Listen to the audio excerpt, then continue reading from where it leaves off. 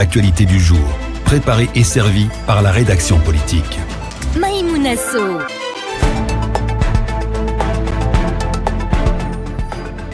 Nous sommes le 12 octobre 2023. Bonsoir et bienvenue dans Film Soir. Plusieurs rubriques constituent cette grande édition d'information. Nous allons d'ailleurs ouvrir par l'actualité nationale dans quelques minutes avec Arissa Tousso.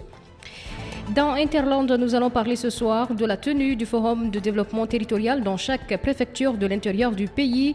Une initiative du ministre de l'Administration du Territoire, vivement saluée par des activistes de la société civile.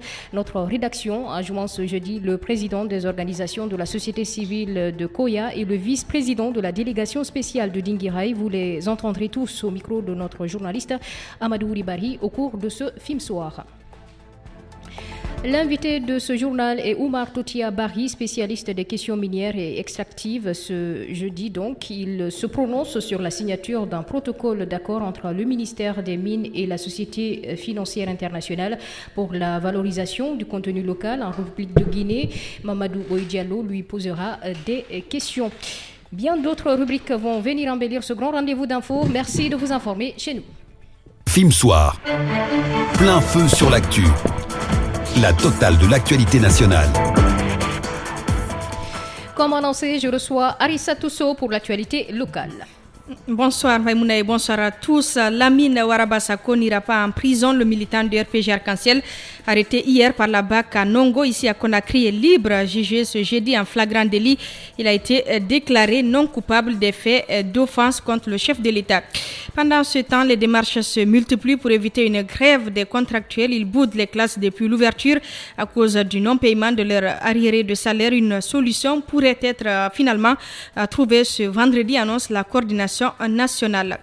Les autorités préfectorales et communales de Mandiana vont debout contre l'insécurité. Plusieurs entités étaient réunies hier dans la ville sous la houlette du préfet. Les acteurs de Mandiana tentent de trouver ensemble une solution au problème de banditisme qui frappe la ville. Bienvenue à tous. S'achemine-t-on vers le retour des enseignants contractuels en classe? En tout cas, les négociations se poursuivent depuis quelques jours entre les membres de la coordination des contractuels et les autorités. Dans une interview accordée à notre rédaction ce jeudi, un des responsables de ces contractuels a annoncé qu'une solution pourrait être trouvée ce vendredi à l'issue de leur dernière rencontre à l'intérieur du pays. Certains contractuels invitent le gouvernement à satisfaire leurs revendications. Bani Sidibé. D'entrée, le président du collectif des professionnels de l'éducation a démenti les informations selon lesquelles une manifestation des enseignants contractuels est prévue le 16 octobre prochain. Moussa Doré précise que pour le moment, l'heure est aux négociations en vue de trouver une solution à cette crise. Nous n'avons pas de calendrier de manifestation. La date du 16 n'émane pas de nous. Et ceux qui l'ont fait, ont fait en leur nom. C'est nous qui sommes écoutés. Il y a une discussion en cours et nous attendons les conclusions de cette discussion pour qu'on puisse aller vers les contractuels et leur dire ce que l'État a proposé et de voir dans quelle mesure on pourrait accepter pour retenir dans les classes. Les autorités ont fait des propositions, mais il n'y a pas encore eu d'entente, explique Moussa Doré. Pour lui, il faut éviter que ce bras de fer perdure. Nous pensons qu'il faut d'abord prioriser la négociation. Il y a eu des propositions, mais il n'y a pas encore d'entente. Nous allons en tout cas trouver une possibilité avec les autorités pour dire qu'est-ce qui est bon pour les enseignants, qu'est-ce qui doit être fait pour qu'on sorte dans cette crise. Il n'y a pas lieu qu'il y ait un bras de fer entre l'État et ses gouvernés. Mettons d'abord en premier lieu l'éducation des enfants. À l'intérieur du pays, certains enseignants contractuels souhaitent que ces négociations débouchent sur la prise en compte de leurs préoccupations. Fassili Djoubaté est le coordinateur des contractuels de Pita. Nous regrettions d'en arriver jusqu'à cette date sans que les gens ne puissent reprendre les cours. Nous attendons des autorités des décisions fortes face à notre situation, notamment le paiement de nos arriérés et un planning pour continuer à nous payer pendant les prochains mois. Sans oublier l'engagement pur et simple. Ce vendredi 13 octobre, les deux parties vont encore se retrouver pour échanger sur les différentes propositions. Les enseignants contractuels avaient exigé le paiement au moins de 6 mois d'arriéré de salaire, mais la donne pourrait changer à l'issue de ces négociations. Je vous l'annonçais dans les titres, Lamine Ouaraba Sako, arrêté par la BAC ce mercredi à Nongo, ici à Conakry, est désormais libre. Il a été jugé ce jeudi devant le tribunal de première instance de Mafanko en flagrant délit. En fin de compte, le président de cette juridiction l'a déclaré non coupable des faits d'offense contre le chef de l'État, qui lui était donc reproché pour ses avocats comme maître Salifou Beyavougui. C'est le droit qui a triomphé. On l'écoute au micro d'Alkali Daouda Dafi. Vient d'examiner l'infraction d'offense contre le chef de l'État qui lui était reproché et le tribunal, suivant les réquisitions de monsieur le procureur de la République, qui a requis la relaxe, faute d'infraction, de fait répréhensible, le tribunal l'a suivi et il a été renvoyé des faits de la poursuite. Il est libéré et rentre chez lui. Mais quelle est la leçon qu'il faut tirer de cette affaire ? C'est que justice a été rendue. Merci au tribunal, merci à monsieur le procureur. Et monsieur Lamine Ouaraba a eu beaucoup de chance. Laquelle ? La loi de procédure guinéenne a beaucoup avancé. Aujourd'hui, dès l'interpellation d'un citoyen, il a le droit de se faire assister par un avocat. Ça limite l'arbitraire, ça limite l'injustice, ça limite les erreurs judiciaires. Hier, dès après son interpellation, aux environs de 17h, je fus appelé par son épouse. Fraîchement interpellé, 15 minutes après, j'étais sur les lieux. Quand j'ai posé la question pour savoir les motifs de son interpellation, la Direction nationale de la police judiciaire ignorait les motifs de son interpellation. Les cas de décès à la maison centrale de Conakry se multiplient ces derniers temps. Plusieurs prisonniers ont perdu la vie pour, dit-on, faute de soins. Une situation qui continue de susciter des inquiétudes. Dans une interview accordée à notre rédaction, Algassimou Diallo, activiste de la promotion et de la protection des droits des personnes détenues, estime que ces cas de décès ne doivent pas surprendre. Il pense que les détenus vivent dans les conditions difficiles à la maison centrale. On l'écoute. Il y a eu une cascade de cas de mort récemment dans les établissements pénitentiaires, notamment à la maison centrale. Je l'ai appris comme vous. Je pense que le problème est connu. Ils font de la mauvaise foi et refusent de trouver la solution. La première des choses, c'est qu'il n'existe pas une ligne budgétaire et de prise en charge sanitaire à l'interne et à l'externe de la maison centrale. Et des cas de maladies sont souvent constatés et des médecins qui ne sont pas régulièrement à la maison centrale, puisque celui qui était là-bas depuis plus de 15 ans a eu des soucis récemment, il a été suspendu, il n'est plus revenu et Thierrosade est parti pour le moment pour des raisons de formation. Et la prise en charge pose énormément de problèmes. Il y a des détenus qui nécessitent l'évacuation sanitaire dans les hôpitaux et cet activiste de la promotion et de la protection des droits des personnes détenues pointe du doigt les autorités qui, selon lui, ne font pas assez d'efforts pour prendre en charge les prisonniers qui tombent souvent malades. On l'écoute à nouveau. Il revient à l'État de prendre la charge du traitement des détenus, pas aux parents des détenus.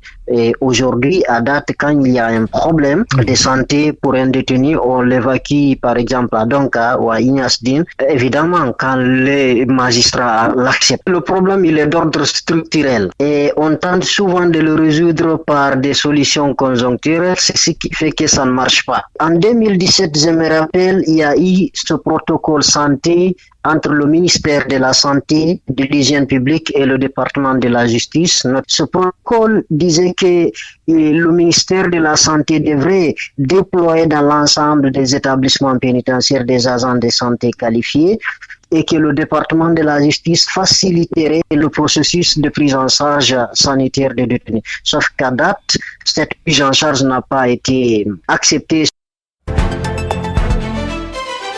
Que devient le PASTEF, le parti d'Ousmane Sonko, 2 mois après son arrestation? La question se pose. Le représentant du parti de l'opposant sénégalais en Guinée, le PASTEF, pense que le PASTEF fonctionne normalement, même à l'absence de son président. Il explique que le parti a 5 autres candidats qui ont déjà reçu leur parrainage pour la prochaine élection présidentielle. Toutefois, Ousmane Sonko reste et demeure le candidat potentiel jusqu'à preuve du contraire. Mahawaï Vassila l'a interrogé. Au Sénégal, les hommes politiques qui veulent être candidats à la présidentielle sont en train de chercher des parrainages. Pendant ce temps, le président du parti patriote africain du Sénégal pour le travail, l'éthique et la fraternité, Ousmane Sonko, croupit en prison. Le représentant du PASTEF en Guinée affirme que le parti n'est pas à la marge de cette démarche. Nous sommes en train de faire nos parrainages, comme tout le monde, et des parrainages qui nous viennent à eux. Nous, on n'a pas le tour. Nous, on ne fait même pas le tour des gens pour commander des parrainages. C'est les gens qui viennent à nous pour des parrainages. Et c'est ça qui fait peur de la coalition de Macky Sall. Le PASTEF a plusieurs candidats qui ont déjà obtenu leur parrainage, des candidats qui ne remplacent nullement Ousmane Sonko selon Maguette Mbotch. Le PASTEF a déjà 5 candidats de son parti déjà qui ont reçu leur fiche de parrainage. Donc le PASTEF a 5 candidats pour l'instant. Mais ces candidats-là, ça ne veut pas dire qu'ils remplacent Ousmane Sonko. Mais c'est une manière aussi de se préparer à capter notre électorat. À l'en croire, Ousmane Sonko reste et demeure le seul candidat potentiel du parti.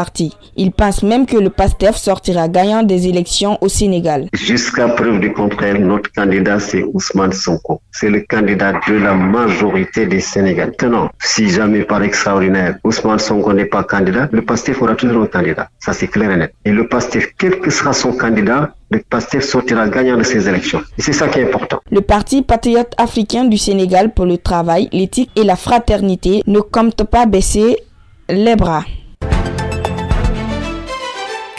Le site inquisiteur.net reste bloqué malgré l'annonce de son déblocage hier soir. C'est ce qu'a confié ce jeudi à notre rédaction Mamoudou Babila Keïta, l'administrateur général de ce site d'information.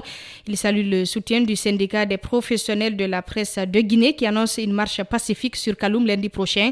C'est pour protester contre les restrictions imposées au site inquisiteur et guinématin.com. Mohamed Djenab Souma. L'administrateur général du site inquisiteur.net a tout d'abord confirmé le déblocage de son site ce mercredi soir. Mais peu de temps après, le site est de nouveau devenu inaccessible, explique Mamoudou Babila Keïta. Le site a été momentanément débloqué hier soir, autour de 18h. Mais il faut dire que ce ne sont pas les autorités de la transition qui l'ont débloqué. Depuis la semaine dernière, j'avais entrepris des démarches auprès des services hautement qualifiés et donc ils ont travaillé pendant 4 jours. C'était la 4e journée hier. Ça se soldait justement à ce déblocage. Mamoudou Babila Keïta ne baisse pas les bras. Il compte poursuivre la lutte pour rendre accessible son site. Qu'est-ce qu'on compte faire face à cette situation?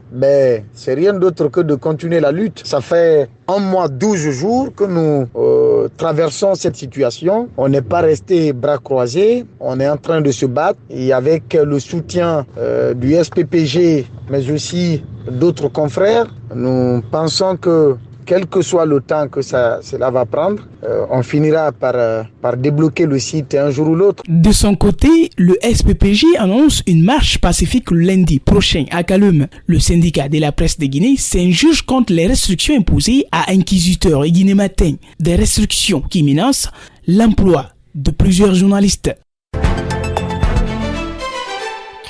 Dans le cadre de la promotion du développement participatif, le département de l'administration du territoire et de la décentralisation compte organiser le forum de développement territorial dans chaque préfecture de l'intérieur du pays.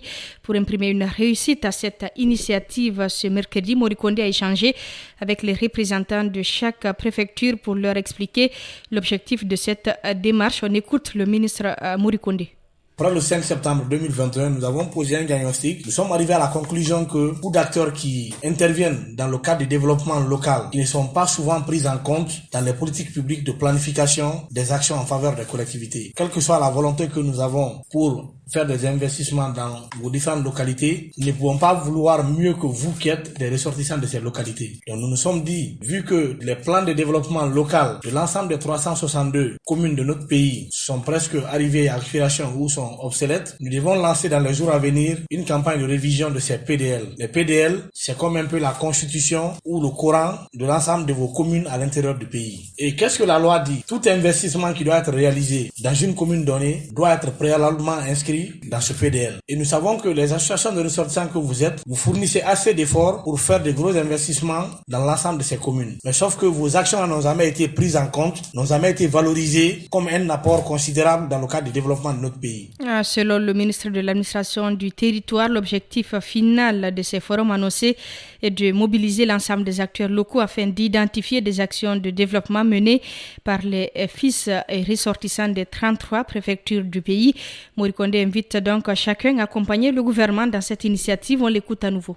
Afin de pouvoir organiser les forums de développement territorial qui vont être sanctionnés par un plan de développement territorial par préfecture. Donc, autant nous allons avoir des PDL au niveau de chaque commune, au niveau de chaque préfecture, nous allons avoir un document agrégé qui prend en compte l'ensemble du contenu de ces PDL des communes qui forment la préfecture, mais également d'autres actions qui ne sont pas prises en compte dans ces PDL. Donc, nous sommes dit de ce fait, au regard du rôle que vous jouez, de vous inviter à cette discussion pour que vous puissiez comprendre désormais la démarche dans laquelle le gouvernement est en train de s'engager. Parce que ça va être un peu gauche qu'on dise par exemple à une association de ressortissants qui a pour ambition d'aller construire une école primaire dans un village et qu'on dise que non, le sous-préfet a interdit la construction de telle école primaire, ou non, on est parti voir le préfet et dit qu'on ne peut pas construire une école primaire. Pourtant, c'est ce que la loi dit. Vous ne pouvez pas réaliser une école lorsque cette école n'est pas prévue sur la carte scolaire. Et chacune de vos associations ici travaille dans ces communes. Cette rencontre vise à vous inviter d'abord à faire inscrire les actions que vous avez dans vos plans d'action afin qu'on puisse plus de chance en inscrivant les projets que vous avez. Nous irons chercher des réactions sur cette initiative dans l'Interland du jour.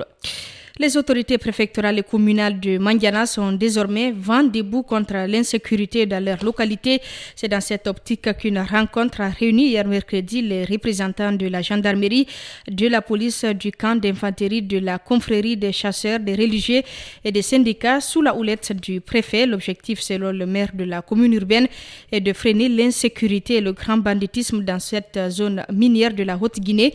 Mamoudou Diakité nous fait le point. Vol à main armée, braquage, attaque contre domicile privé, voilà la situation dans laquelle vivent la plupart des citoyens de la préfecture de Mandiana ces derniers temps. Cette insécurité préoccupe les autorités de cette localité. Ibrahima Sira Diakité est le maire de la commune urbaine. Nous avons constaté dans ces derniers temps la recrudescence du grand banditisme dans notre localité, à savoir le vol des biens des personnes, le braquage et même des tueries, des assassinats. Donc, à la suite de ça, le préfet, en sa tête, a convoqué une réunion en invitant les représentants de toutes les couches sociales de la ville pour qu'ensemble, nous puissions vraiment nous donner des idées pour dénicher les bandits. Les zones minières comme Mandiana attirent de nombreuses personnes. Parfois, cette densité de la population débouche sur l'insécurité, comme l'explique Ibrahima Sira Diakité. Mandiana est une grande zone minière et ces zones minières attirent beaucoup de monde de tous les horizons. C'est à travers ces mines, les gens qui viennent pour l'exploitation artisanale, quand les mines ne produisent pas bien, venus à Mandiana à autre chose. Pour endiguer le phénomène, le maire préconise une synergie d'action entre les forces de défense et de sécurité déployées dans la préfecture. Font le travail ensemble, et la police, la gendarmerie et l'armée. Donc avec ces messages, vraiment, nous constatons vraiment un afflux des agents sur le terrain et à tous les niveaux. Et je crois qu'ils arrivent vraiment à couvrir et répondre aux besoins des citoyens aujourd'hui. Le maire Ibrahima Sira Diakité promet que son équipe mettra tout en œuvre pour protéger les citoyens de Mandiana et leurs biens. Retour ici à Conakry, plusieurs artères de la capitale sont de nouveau dans l'obscurité. Des lampadaires qui éclairaient ces trottoirs publics ne fonctionnent plus. Des riverains rencontrés sur l'axe Bambeto-Koza, tronçon sur lequel plusieurs lampadaires ne s'allument pas, croient savoir pourquoi. On les écoute au micro de notre reporter Alcini Diallo.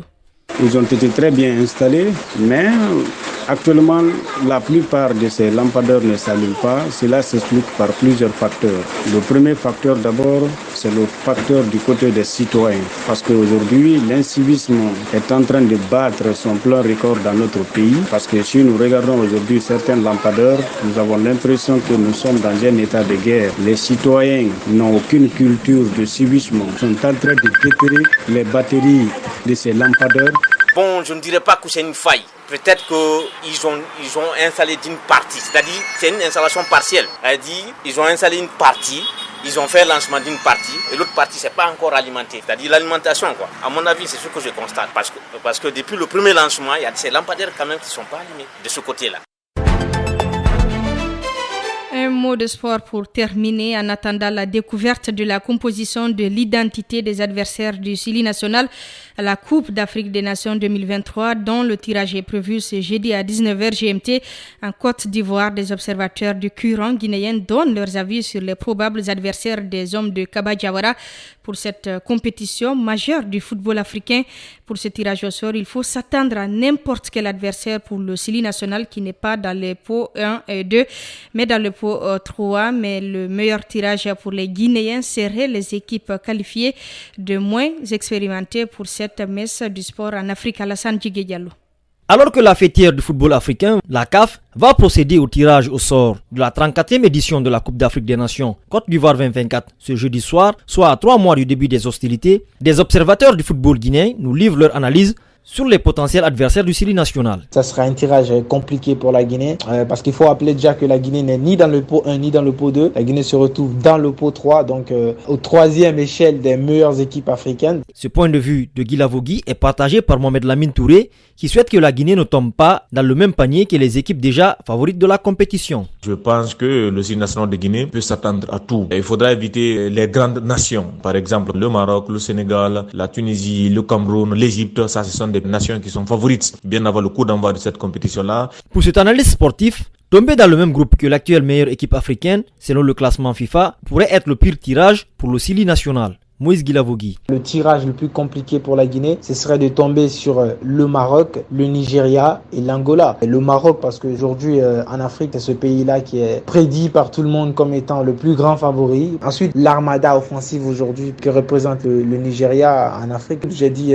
Angola parce qu'aujourd'hui, c'est cette équipe-là qui est beaucoup difficile à jouer. Le meilleur tirage possible pour la Guinée, selon Mohamed Lamine Touré, serait de tomber face aux équipes du pot 4. Je pense que c'est là où la Guinée peut-être peut avoir la chance d'affronter des équipes qui ne sont pas aussi expérimentées comme les autres différents chapeaux-là. Rendez-vous est donc pris ce soir pour connaître la physionomie des groupes de la CAN ivoirienne.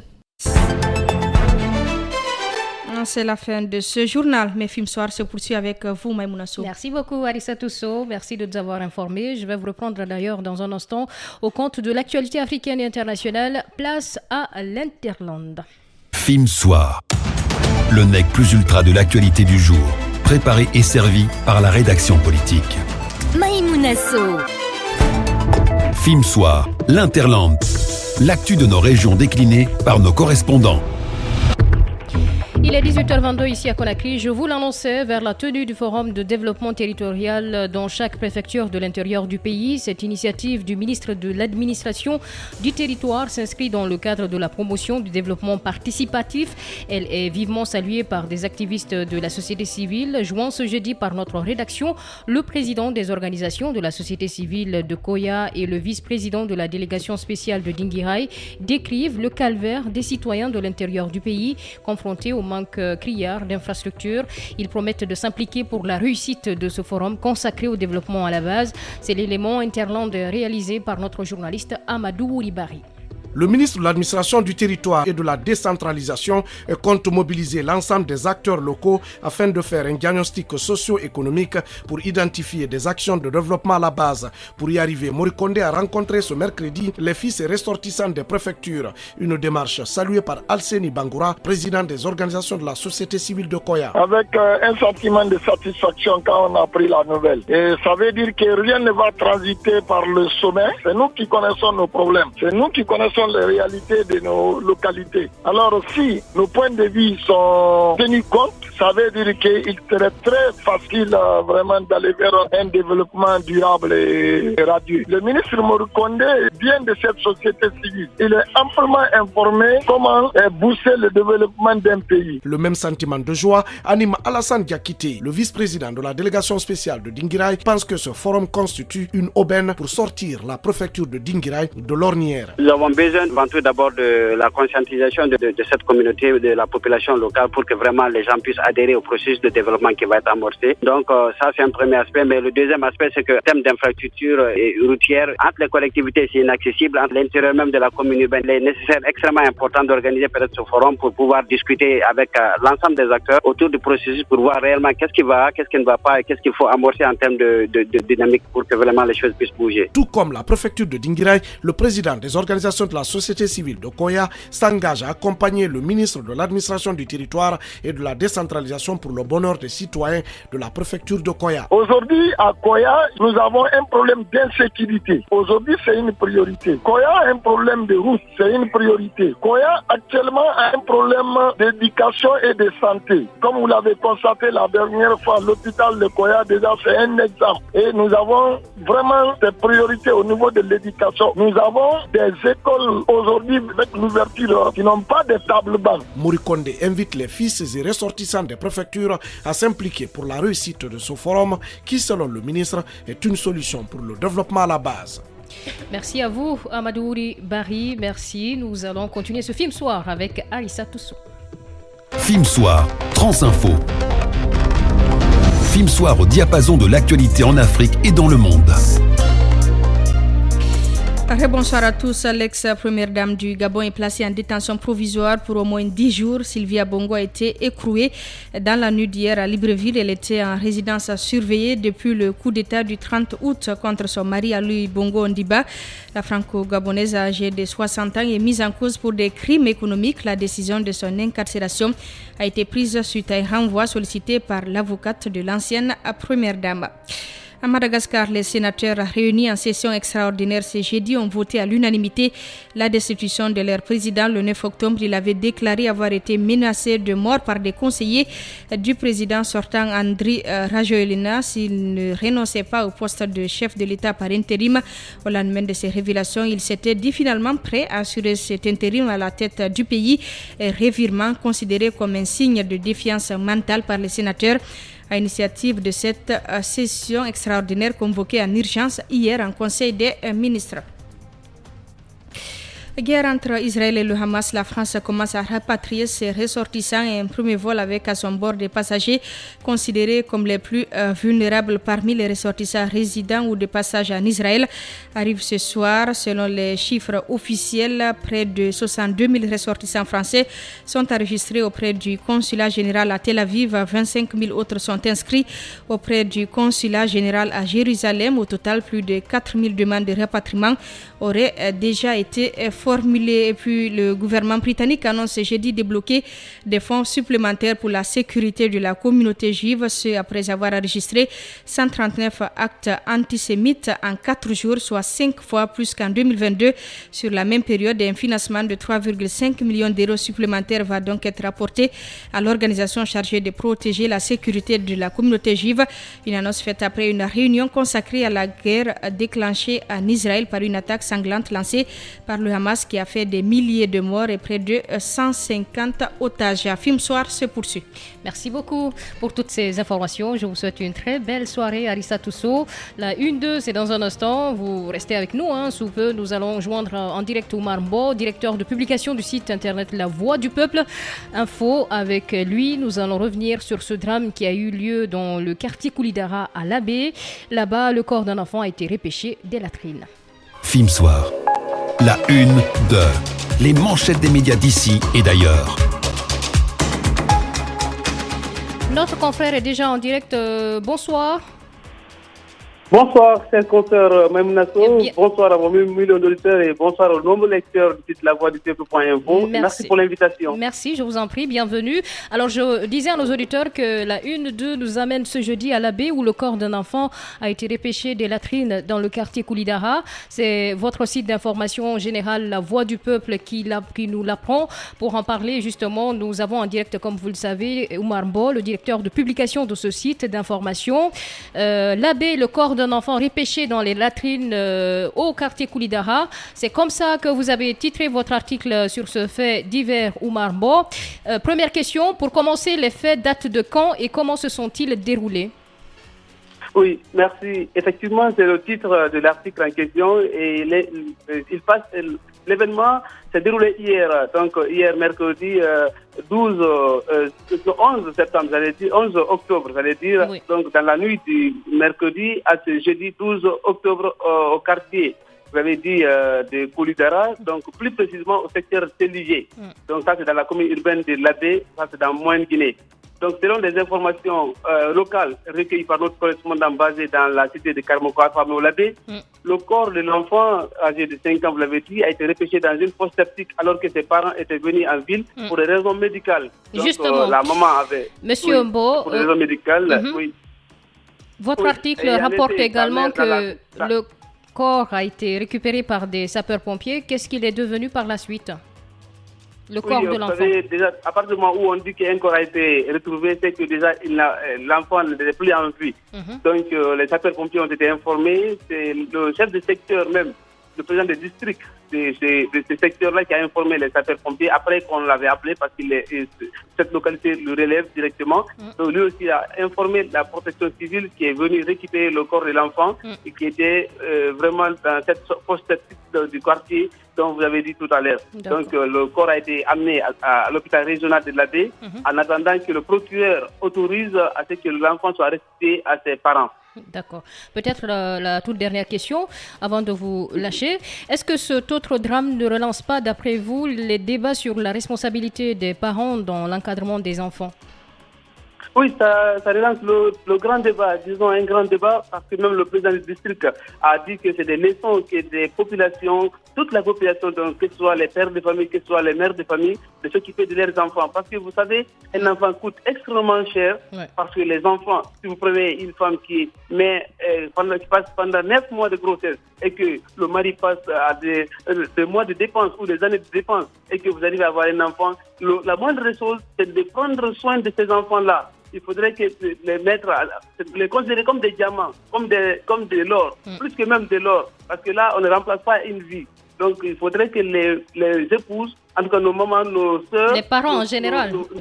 Les parents en général, même les pères de famille aussi, prennent soin de leurs enfants pour que les enfants, on arrive à les éduquer, à les responsabiliser. Donc, il faut être responsable, les parents responsables. Merci. Parce que si on n'avait pas laissé l'enfant seul aller, il n'allait pas tomber dans cette fossette. Sans doute, hélas. Merci beaucoup, Oumar Bo. Je rappelle... Nous présentons les condoléances à la famille, parce que là, on ne peut pas remplacer une vie.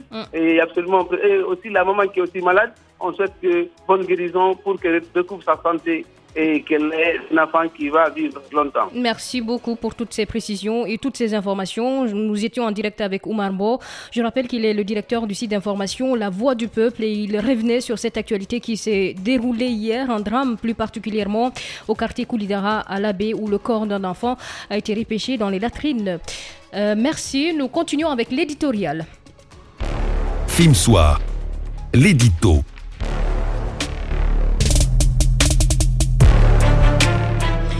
Le syndicat de la presse est formel. Le porte-parole du gouvernement guinéen est le responsable de la restriction de guinématin.com, un site d'information, une entreprise pour le moins périlleuse pour lui. Voici l'éditorial de notre collaborateur, Habib Yamberan Diallo. Le syndicat de la presse est formel. Les restrictions dont est victime le site internet guinématin.com est l'œuvre du ministre des Postes, Télécommunications et de l'économie numérique. Une accusation grave contre l'homme qui avait été déclaré ennemi de la presse le 23 mai dernier, soit 20 jours seulement après la célébration de la journée internationale de la liberté de la presse. Et c'est la suite à ces agissements prouvés cette fois contre des médias guinéens. De mémoire des journalistes, le précédent cas daté de 2005. À l'époque, Moussa Sampil, ministre de la Sécurité du président Lansana Conté, avait tenté lui aussi de museler la presse, faisant arrêter Mohamed Lamine Diallo alias Ben Pepito, alors rédacteur en chef du journal La Lance. Après cette réponse du berger à la bergère que la presse a apportée au porte-parole du gouvernement, celui-ci était censé faire profil bas, histoire de faire oublier ce qui semble être une dérive autoritaire visant à faire taire les médias. Malheureusement, la restriction d'accès au site internet guinématin.com n'est pas de nature à calmer le jeu entre un ministre qui s'affiche et se livre à l'opinion et des médias plus que jamais décidés à défendre les acquis obtenus de haute lutte. Pour un homme qui entend jouer un rôle politique dans son pays, c'est une casquette peu enviable d'être désigné ennemi de la presse. Pour redorer son blason, le porte-parole du gouvernement avait multiplié récemment les interventions dans les médias. L'ancien député uninominal de Gawal a fait coup double, faire oublier ses sorties fracassantes contre les médias et régler ses comptes avec son ancien parti politique. On croyait alors que l'incident avec les médias était clos et que les uns et les autres avaient enterré la hache de guerre. Visiblement, ce n'est pas fini. Le ministre affûte même ses armes. En tout cas, si les informations qui font état de son implication personnelle dans les ennuis de guinématin.com se confirment. Il aurait ainsi ouvert plusieurs fronts, alors qu'il n'a pas fini avec son ancien parti politique, comme l'attestent les derniers incidents intervenus aux États-Unis. La tentative de museler la presse est une entreprise périlleuse. L'homme serait en train de jouer le jeu de ses ennemis, qu'il emboîte le pas à d'autres anciens responsables de son ancien parti pour devenir le principal pourfendeur de celui-ci. C'est une chose. Qu'il s'engage à bâillonner la presse, c'en est une autre. Les deux cas sont totalement différents. Dans le premier, la justice qui réclame elle-même justice pourrait faire pour lui ce que la justice ivoirienne avait fait pour Pascal Affi-N'Guessan contre Laurent Gbagbo. Il pourrait donc prendre le dessus contre son ancien mentor. En revanche, un duel contre la presse constitue l'autre paire de manches. Même si ce combat ressemble à celui de David contre Goliath, le ministre pourrait cette fois laisser des plumes. Et ce n'est pas souhaitable pour lui. Et il est 18h35, nous sommes en direct depuis 35 minutes. Merci M. Diallo. Dans le grand format, nous irons sous peu à Koya, notamment à Gomboya, en compagnie de Alassane Djigé Diallo. Film Soir, grand format. Le grand reportage de Film Soir. Pour le grand format de ce jeudi, nous nous transportons, comme je vous l'ai annoncé, à Koya, précisément à Gomboya, où la route est en partie transformée en gare routière. Sur place, des passagers viennent s'embarquer sans accuser de retard pour les villes de l'intérieur du pays. Des jeunes et aussi des chauffeurs en chômage remplissent des véhicules pour toutes les destinations avec l'intention de bénéficier en retour d'un petit montant suite à l'effort qu'ils fournissent pour aider à trouver des passagers. Certaines personnes expliquent également ce qui justifie leur choix d'aller jusqu'à ce lieu alors qu'il existe des gares routières dans les grandes communes de Conakry. Alassane Djigé Diallo. Je viens ici parce que tout simplement, pour gagner un véhicule pour aller jusqu'à l'intérieur, c'est très facile. Ici à Gomboya, dans la préfecture de Koya, une bonne partie de la chaussée est occupée par les véhicules dont les propriétaires cherchent des passagers. Sur place, on constate également la présence massive de citoyens prêts à embarquer. Maurice Sissé explique pourquoi il a choisi de s'embarquer à partir de Gomboya. Une fois vous voulez aller à l'intérieur, franchement avec les véhicules personnels, ça facilite le prix, des fois le prix des bagages, ça des fois même. Le nombre de personnes dans la voiture aussi, c'est confort quoi. Parce que des fois, quand vous prenez le véhicule de transport là, ça peut aller jusqu'à 4 personnes derrière et c'est fatigant. À Gomboya, selon Daouda Chérif, il n'y a pas de prix fixe pour voyager. C'est ce qui motive certains passagers à venir s'embarquer là. D'autres gens disent jusqu'à Koléa pour venir prendre la voiture ici. Parce que Gomboya, il n'a pas de prix quoi. Madame peut prendre à 250 kanka. Ici là, même si 150 peut t'embarquer à kanka. Chauffeur de poids lourd dans le chômage, Daouda Chérif, qui joue le rôle de rabatteur, fait la description de ce lieu d'embarquement qui est aujourd'hui devenu une grande gare routière. On a mélangé quoi. Il y a des diables entre nous, il y a des voleurs entre nous, des bandits. Ça ne dépend pas des boxeurs seulement quoi. Nous, le quelque chose qui travaille ici quoi. Ceux que moi je connais sont tous des chauffeurs. Moi je suis chauffeur poids lourd. Comme il n'y a pas de travail, juste pour ça. Avant de m'asseoir dans la maison là-bas, les familles vont rire sur moi. Je préfère de rester à la gare voiture ici. Des fois je peux gagner 100 000, des fois 150 000, fois 200. D'après nos informations, le gouvernement guinéen est en train de construire une gare routière digne de nom à Gomboya afin de faire libérer la chaussée. Merci à vous. Le grand format de Film FM revient dès 6h demain vendredi dans la matinale info. Dans un instant, je vais accueillir pour vous Jules Diallo pour l'actualité sportive. Film Soir, Actu Sport, le round-up de l'actualité sportive. Julde Diallo, bonsoir. Bonsoir Maïmouna. Vous allez bien? Oui, ça va. Dieu merci. Bienvenue. Large victoire du Sili national féminin U20 face au Niger. Le second tour éliminatoire de la Coupe du monde féminine U20 a démarré. Opposé au Niger, la Guinée s'est imposée 4-0 en match aller ce jeudi 12 octobre 2023. Exempté du premier tour, le Sili national féminin U20 a fait une belle entrée dans cette campagne de qualification du prochain mondial féminin U20. En match aller, les jeux de Sekouba Kamara se sont montrés meilleurs que les Nigériennes au stade général Séni Kounché. Dominatrice, l'équipe guinéenne remporte largement ce premier face-à-face grâce à un triplé de Mamasata Fassinandouno, 11e, 38e et 62e minute et un but de Fatoumata Yaya Samoura à la 17e minute. Toutes mes félicitations aux jeunes femmes. La première dame de Côte d'Ivoire reçoit en audience plusieurs célébrités dont Didier Drogba. La Côte d'Ivoire est prête à accueillir l'Afrique et le monde en janvier-février prochain dans le cadre de la phase finale de la Coupe d'Afrique des Nations.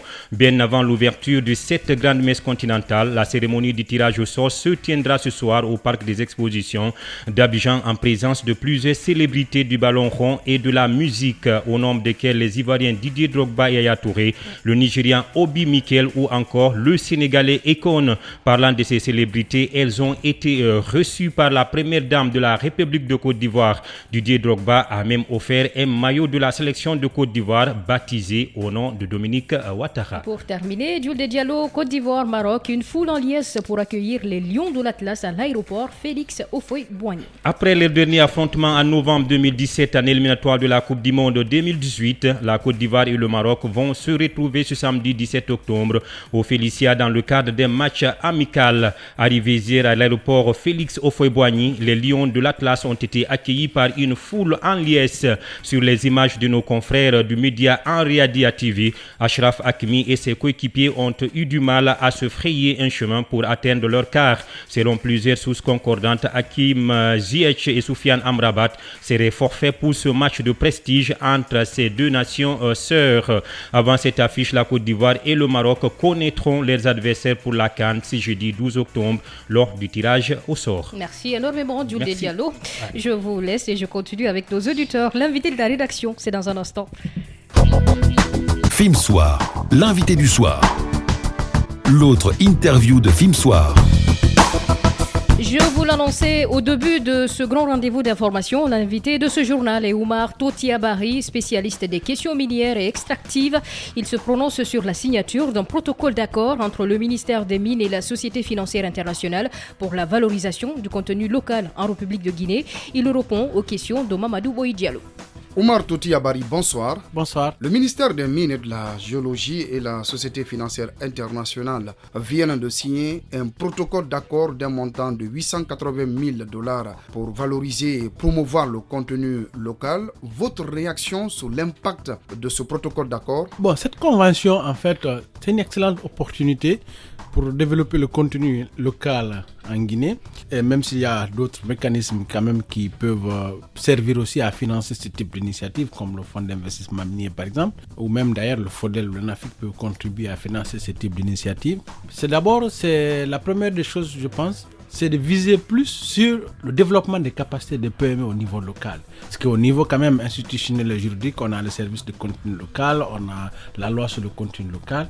Aujourd'hui, le défi, c'est comment renforcer les capacités des PME guinéens pour les rendre compétitives. Donc ce fonds, pour moi, doit davantage servir au renforcement des capacités de ces PME, les aider à structurer leur organisation, les aider à relever le niveau et la qualité du service. Avec cet appui financier, peut-on estimer que la donne peut changer sur le terrain pour les entreprises locales dans le secteur minier? Oui, davantage, je pense qu'il faut quitter un peu dans le spectre de Conakry. Ce fonds ne doit pas se limiter à financer des ateliers et des sessions au niveau Conakry. Il faut aller dans les zones minières, rencontrer les groupements, les PME, les fédérations d'entrepreneurs, diagnostiquer les difficultés qu'elles rencontrent ou qu'ils rencontrent, mais aussi après dérouler des processus de renforcement de capacité et de soutien à ces initiatives-là. Donc c'est à ce niveau, il faut décentrer en fait l'utilisation de ce montant-là pour aller sur le terrain, trouver les PME en activité et puis renforcer leur capacité opérationnelle. Alors, les communautés sont les premières à être impactées par l'exploitation minière. Peut-on s'attendre à ce que les retombées de ce protocole d'accord puissent profiter à ces communautés à la base? Oui, c'est ça. La finalité du contenu local, c'est de permettre à la fois aux communautés, mais aussi aux Guinéens de profiter de l'investissement minier, de l'exploitation minière, mais aussi c'est un moyen d'intégrer l'activité minière à l'économie, au tissu économique local. Donc c'est ça la finalité en fait. Mais cette finalité ne peut être atteinte que lorsque l'utilisation du montant soit beaucoup plus décentrée au niveau local et pour permettre en fait à ceux qui vivent autour de ces mines en fait de bénéficier de l'investissement minier. Pour booster la croissance dans le secteur minier et qu'elle puisse profiter pleinement à tous, vous encouragez la taxe à l'exportation des minerais. Expliquez-nous votre démarche. Vous savez, on a parlé souvent de la question de la raffinerie en Guinée. Les entreprises minières ont dans leur convention des engagements à transformer localement la bauxite.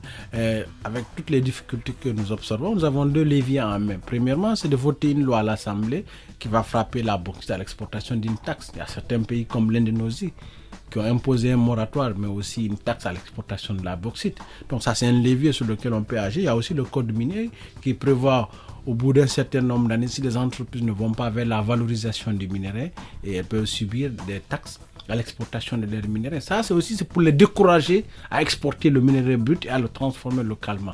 Donc, c'est un levier que l'État peut parfaitement utiliser pour contraindre les miniers à transformer localement leurs ressources. Omar Toti Abari, merci d'avoir répondu à nos questions. FIM Soir, le nec plus ultra de l'actualité du jour, préparé et servi par la rédaction politique. Maïmouna Sow. Nous avons fait 45 minutes de direct ce jeudi soir. Harissa Tousso a réalisé le grand rendez-vous d'information. Merci madame. Je remercie également nos techniciens, notamment Mamadou Touré, nos reporters, correspondants et auditeurs. C'est grâce aux uns et aux autres que nous arrivons justement à vous informer tous les soirs sur notre antenne. Moi, je vous souhaite une bonne fin de soirée.